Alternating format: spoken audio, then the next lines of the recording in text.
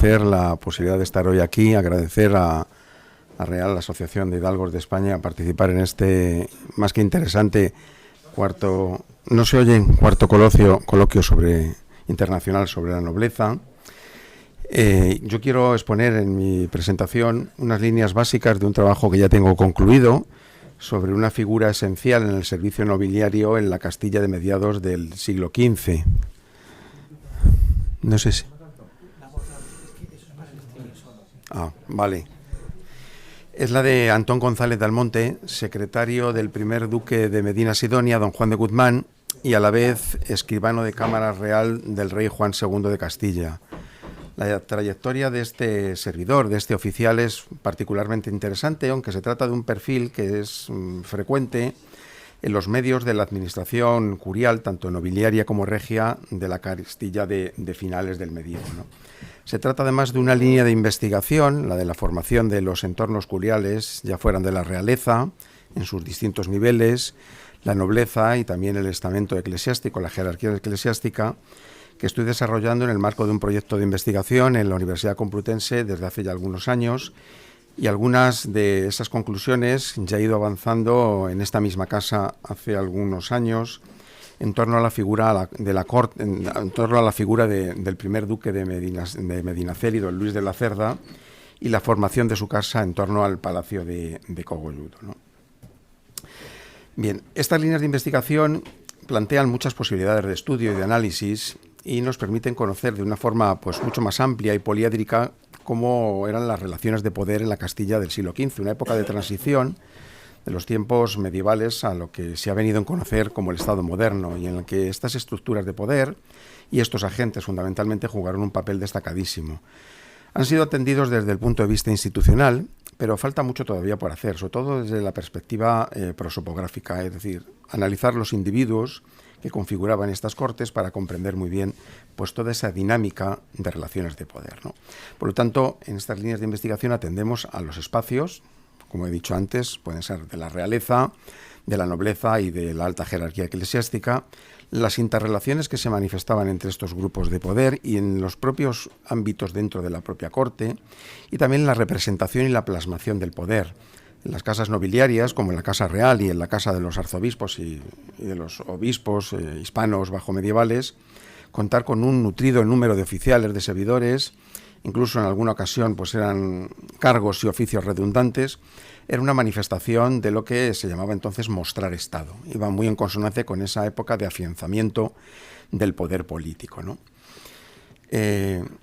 Yo he atendido y sigo trabajando en ello en la formación y desarrollo de los espacios curiales. La verdad es que el trabajo es muy arduo, es sumamente apasionante. Yo ahora mismo me encuentro enfrascado completamente en un trabajo muy amplio sobre la casa y corte de los arzobispos de Toledo en el periodo bajo medieval. Y cuando se ha afirmado, en la historiografía se ha afirmado que el cardenal Mendoza, a final del siglo XV, arzobispo de Toledo, perteneciente a una de las grandes casas nobiliarias de la grandeza de Castilla, era el tercer rey de España, efectivamente lo era por su linaje, pero sobre todo por la constitución de su casa. Ese es uno de los aspectos en los que más incidió entonces, ¿no? Era una casa cuyo gasto era similar al que tenía por entonces 1495 los reyes católicos, ¿no? También es conveniente profundizar en las estructuras curiales. Los nobles, por muy poderosos que fueran, quisieron siempre imitar el poder de la corona. El aparato curial de la corona funcionó muy bien en todos los niveles, en el administrativo, en el económico, en el representativo, y los nobles quisieron imitar en función de sus disponibilidades económicas, que no eran evidentemente las mismas que las que tenía el Estado, pero los nobles y la alta jerarquía eclesiástica quisieron imitar esos modelos. Dependiendo de los linajes, de las épocas, incluso de los propios miembros de cada linaje, podemos ver una estructura curial que es sumamente interesante, sobre todo en el siglo XV, que es cuando se desarrollan estas manifestaciones administrativas del poder, ¿no?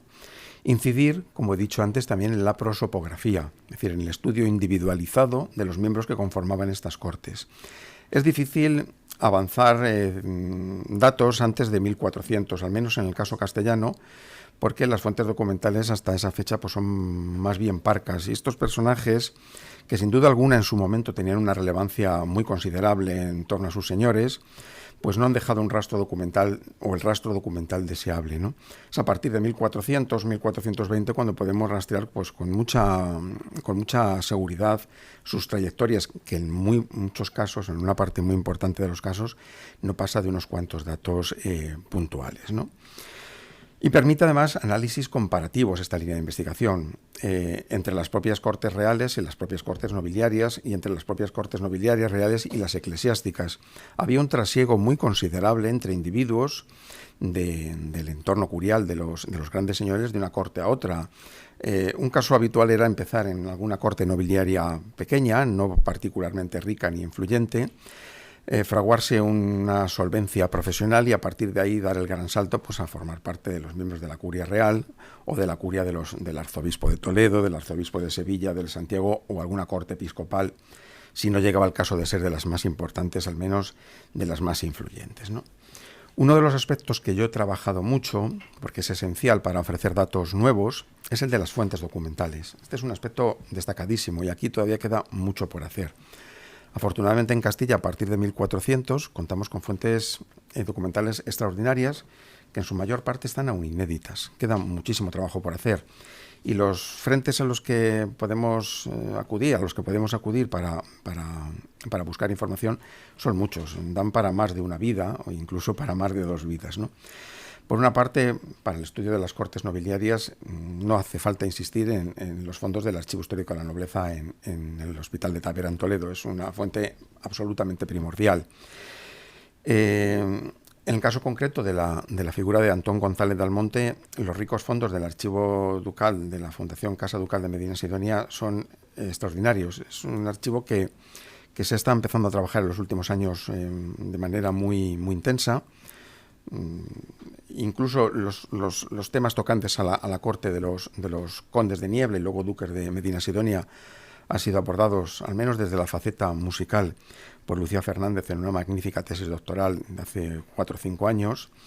Y también a la hora de profundizar en estos oficiales del entorno nobiliario, los distintos archivos nobiliarios que pues todavía permanecen en manos privadas. Muy destacado, y yo hablé ya de ello aquí hace algún tiempo, el del Archivo Ducal de Medinaceli, con extraordinarios fondos. Una parte sustancial se encuentra entre los fondos de Tavera en Toledo y otros fondos nobiliarios como el de la Casa de Alba, que para la época bajo medieval son particularmente ricos, ¿no?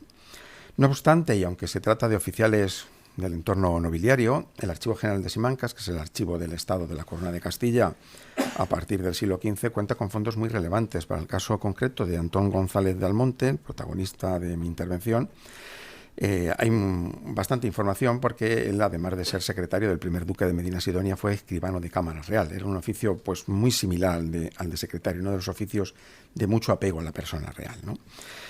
También en el Archivo Histórico Nacional se pueden rastrear fuentes documentales muy notables, sobre todo en la sección escasamente conocida, pero extraordinariamente rica, que es la de diversas colecciones, donde en los últimos 100 años se han ido acumulando todo tipo de materiales archivísticos de muy diversa procedencia, en los que aparecen fondos nobiliarios bajo medievales que están todavía por tratar en su integridad, ¿no?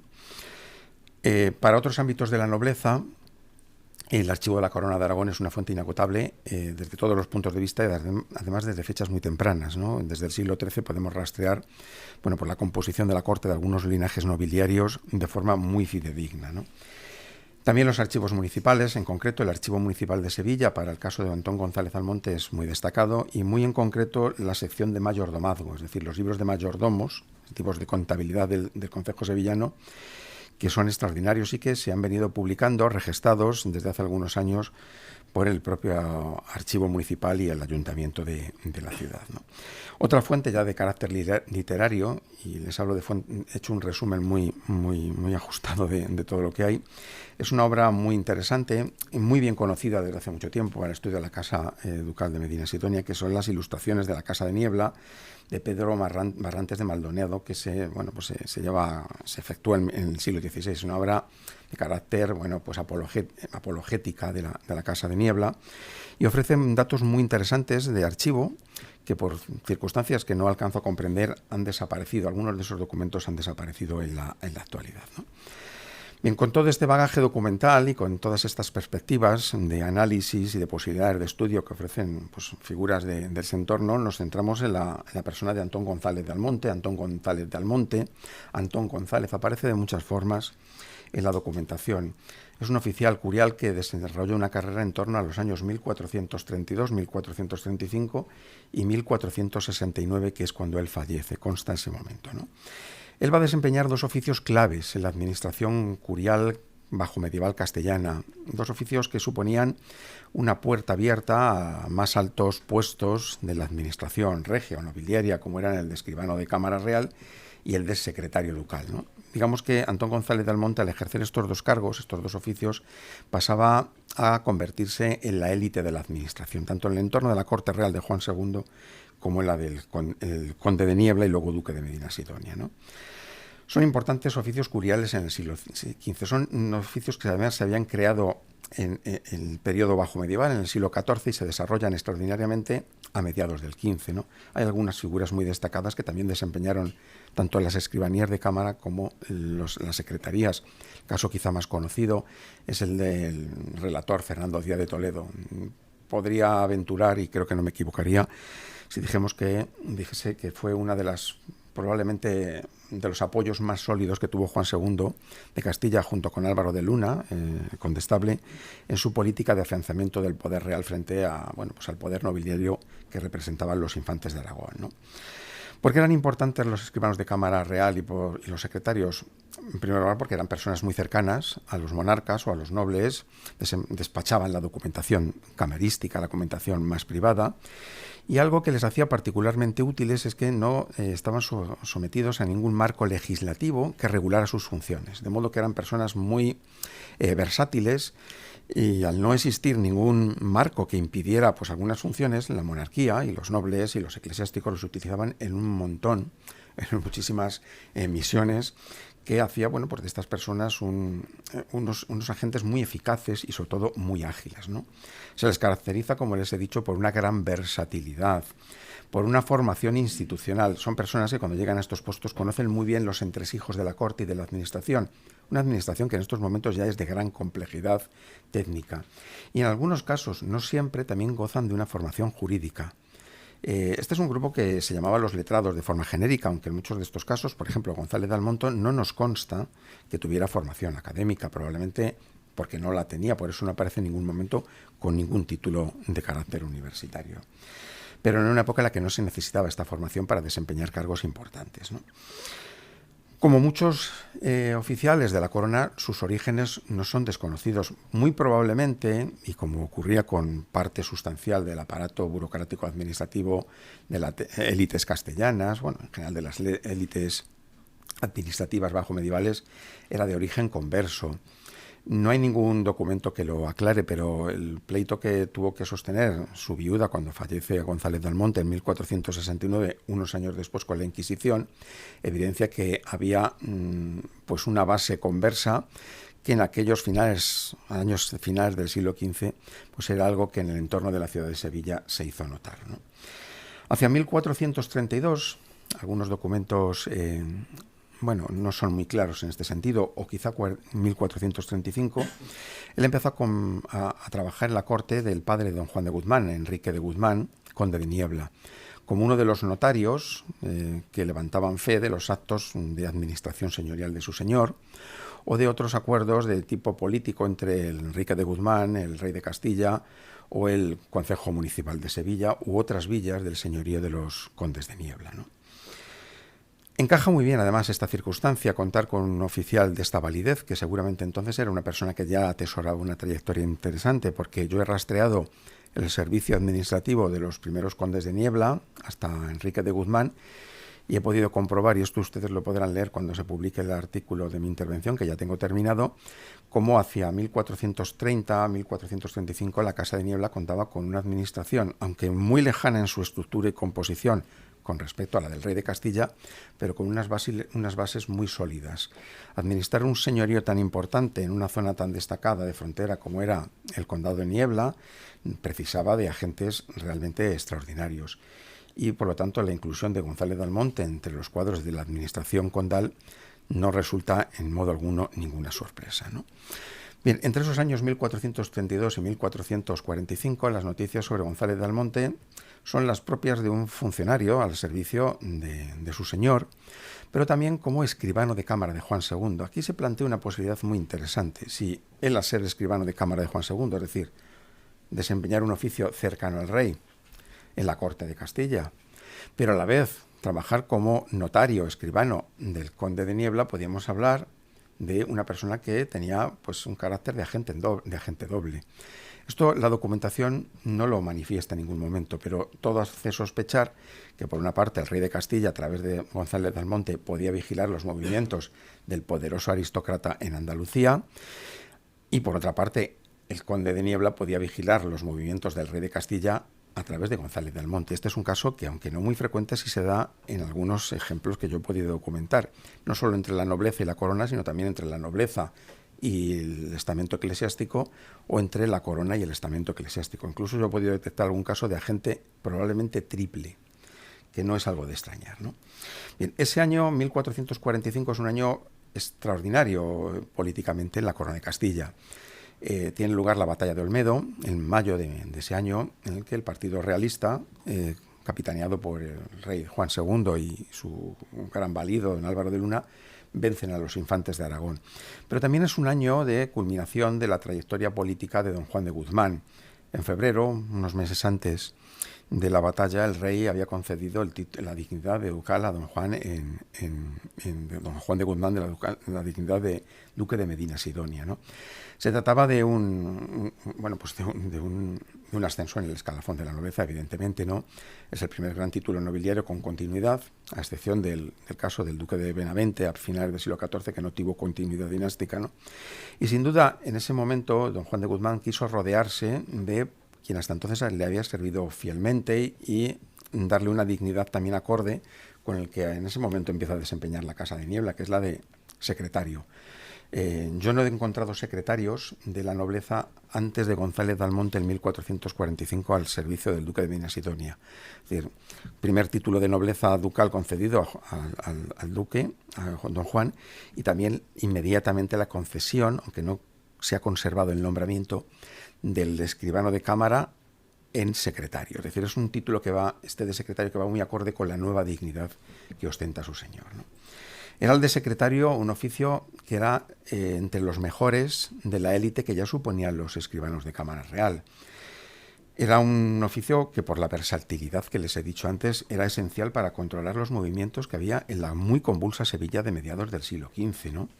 Porque asumía funciones, como les he dicho, no reguladas, pero de carácter administrativo, económicas y también diplomáticas. Es decir, asumía funciones vitales que su señor pues no era capaz por la complejidad de la administración que en esos momentos tiene ya no solo la propia corte ducal, sino la real y la administración sevillana, ¿no?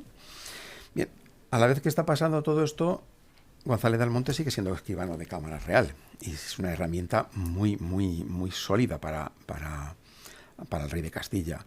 Como les he dicho, ejerce funciones muy similares. Los escribanos de cámara nacen, se configuran, adquieren carta de naturaleza legal en las Cortes de Valladolid del año 1312, convocadas por Fernando IV, en las últimas de su reinado, y en esas mismas Cortes, de entre un selecto grupo de escribanos de cámara, se extraen unos oficiales que van a ser los antecesores de los secretarios. Eran los escribanos de cámara que guardaban mejor los secretos de los señores, ¿no?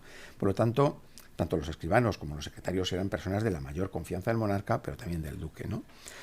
Juan II reaccionó, yo lo intento argumentar en el artículo, de forma muy clara. Si en 1445 el duque había nombrado secretario a González de Almonte, en 1446 lo que hizo Juan II fue mandar a su escribano de cámara, González de Almonte, a Sevilla con funciones muy claras.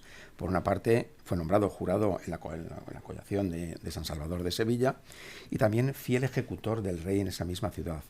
Es decir, eran cargos de la máxima responsabilidad, de la máxima confidencialidad regia, pero lo que permitían era una extensión del poder de la corona en la ciudad a través de estas funciones, ¿no?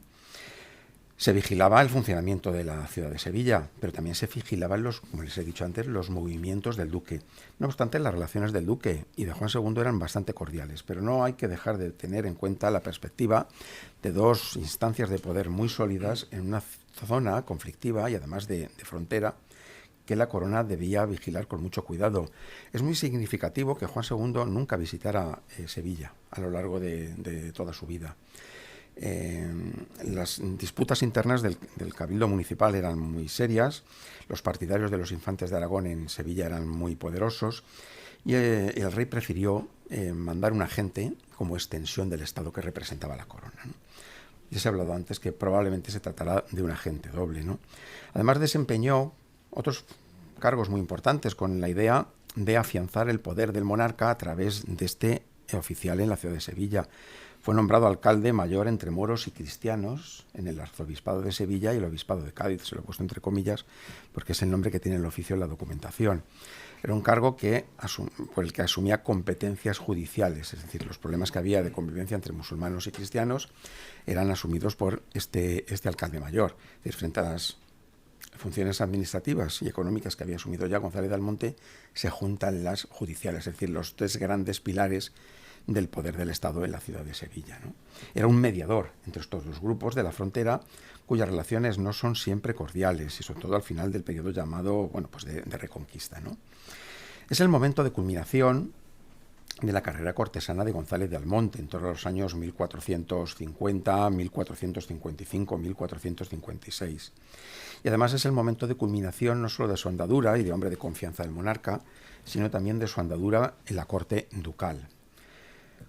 Como le va a pasar a González de Almonte con otros oficiales, su estrella empezará a declinar justo cuando empieza a declinar la figura política y también vital de su señor, a partir de 1460.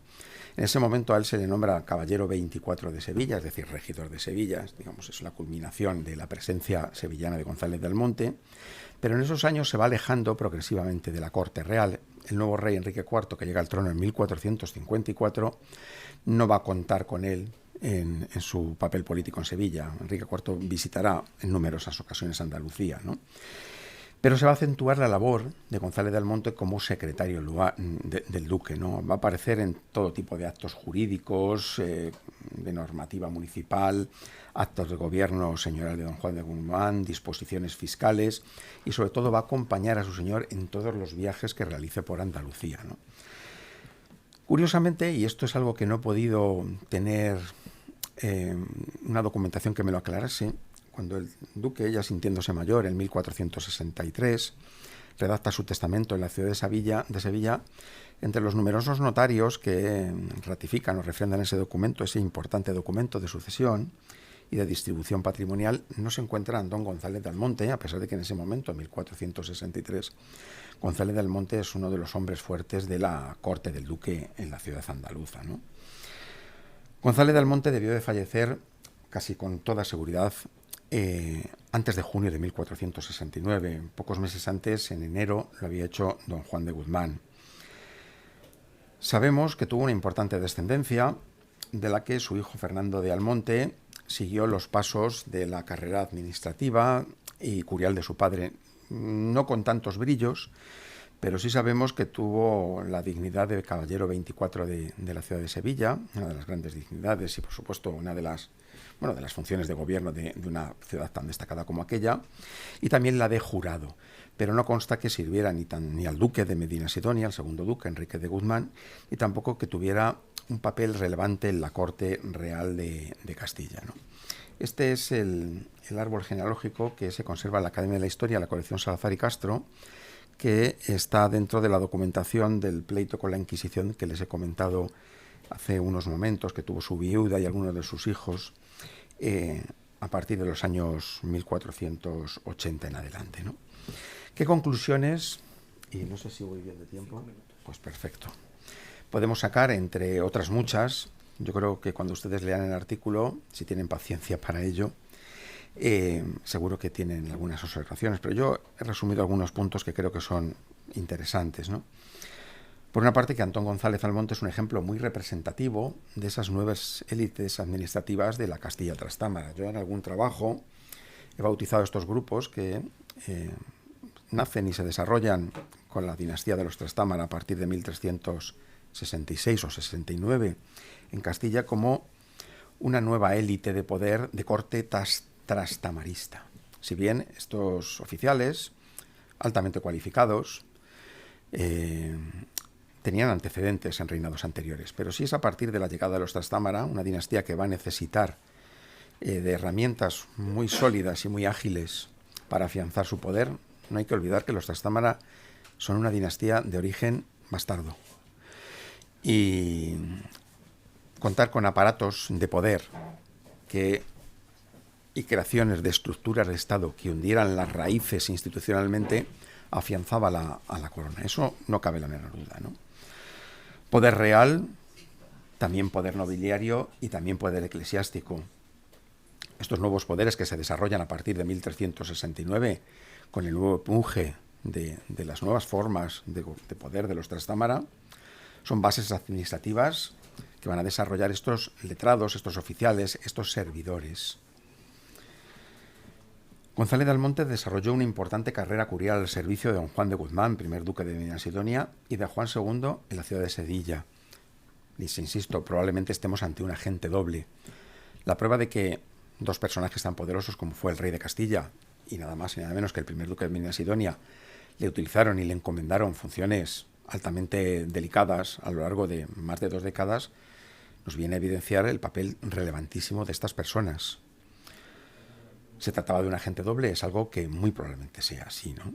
Esta es una línea de investigación que he desarrollado junto con otros colegas que abre nuevas vías para seguir profundizando en las relaciones de poder en la Baja Edad Media castellana y también en las estructuras y el desarrollo de los modelos curiales de la nobleza castellana, la Iglesia, la corona a finales de la Edad Media, los grandes linajes nobiliarios, que esto viene a colación en un coloquio sobre nobleza,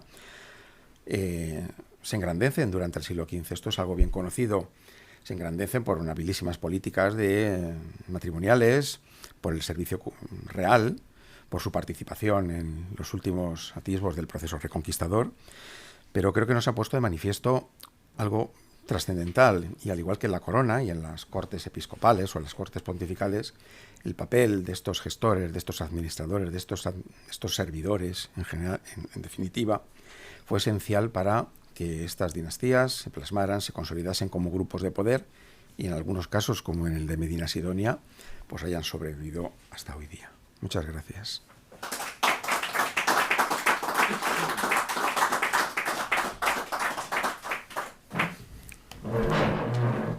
Muchas gracias.